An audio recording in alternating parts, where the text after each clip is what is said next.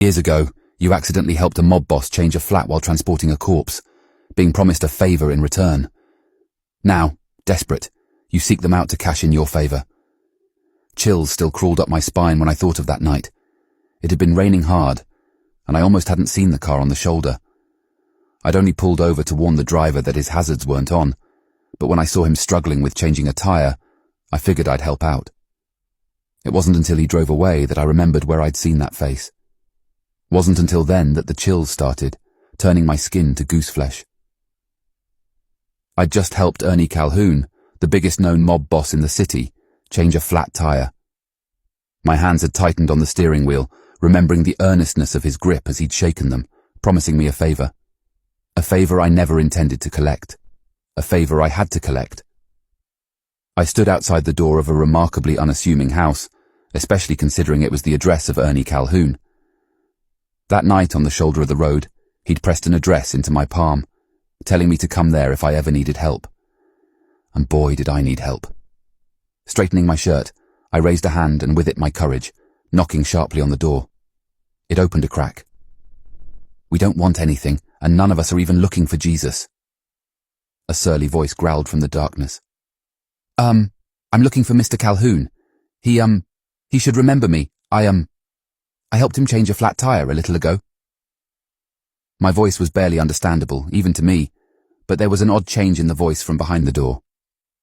"Oh, it's you. Well, I suppose you should come in."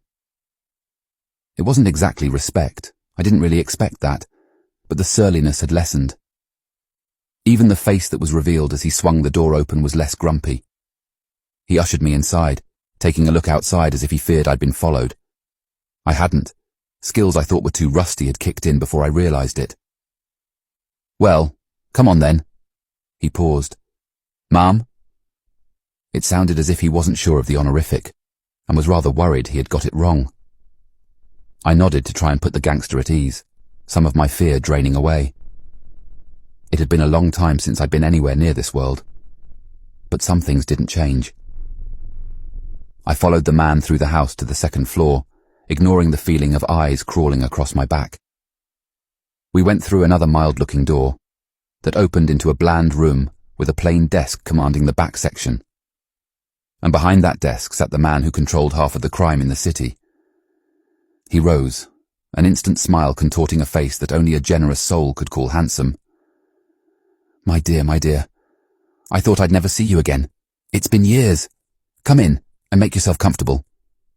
The genial smile dipped a little as he raised a sharp hand to the man escorting me. "Go, get our guests something to drink. We aren't animals." The man skittered out of the room, confirming his place as a lower rung on the ladder. Calhoun turned to me, eyes hard above the smile. He may be acting welcoming, but I would do well to remember it was an act. "What can I do for you?" You offered me a favour for helping you change a flat. I've come in to cash it," I said, my voice unwavering. It was too late now to be afraid. "And what do you wish?" The door creaked open again, and the door greeter placed a glass of brandy in my hand. Calhoun's eyes narrowed, but I forestalled the reprimand with a grateful nod. Brandy was just what I needed at a time like this. "Years ago, so many years ago, I lived a different life," I said, taking a sip. "A life I'm not particularly proud of. But I got out, or at least I thought I did. I had a partner and a beautiful daughter. But my partner died, and things didn't go so well." The brandy in my glass had disappeared, so I set it on the desk. An old acquaintance of mine decided to call in a few debts, and they were big debts. I could see Calhoun's patience waning, so I sped up the story. He was a busy man. "They took my daughter, and I want her back." The man across from me raised a bushy eyebrow, draining his own glass. "And who are they?" "Madame Olivier," I said, watching his eyes go wide. While he controlled half the city, she controlled the other. It was why I'd never thought to cash in the favour, why I'd been so nervous. I had walked voluntarily into the den of my old boss's biggest rival. He would have been well within his rights to kill me. Lord knows I'd killed plenty of his in my time.